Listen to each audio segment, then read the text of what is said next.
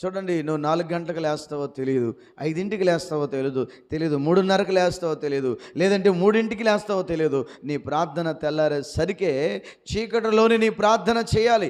యేసుక్రీస్తు ప్రభువారు కూడా ఆయన చీకటితోనే లేచి ప్రార్థనకి వెళ్ళాడండి. ఎక్కడికి? కొండకి వెళ్ళాడు ఆయన. కొండ అంటే అర్థమైంది. కొండ అంటే ఎత్తైనటువంటి స్థలం. ప్రార్థన అంటే ఎత్తైన స్థానంలో నిలబెట్టేది నిన్ను. చప్పట్లు కొట్టండి ఒకసారి గట్టిగా, చప్పలు. హల్లెలూయా. ప్రార్థన కొండ అనగా ఎత్తైనటువంటి స్థలం. నువ్వు ప్రార్థన చేస్తే దేవుడు నిన్ను ఎత్తైన స్థలంలో ఉంచుతాడు. ప్రార్థన చేయకపోతే నువ్వు కింద ఉంటావు. నువ్వు ఎంత కింద ఉండాలన్నా పైన ఉండాలన్నా? చెప్పండి. బైబిల్ చెబుతా నిన్ను పైవారిగా చేస్తా కానీ కింద. ఈ వాగ్దానాలని నెరవేర్చబడాలంటే నువ్వు రోజు కొండెక్కాలా? ఏమెక్కాలా?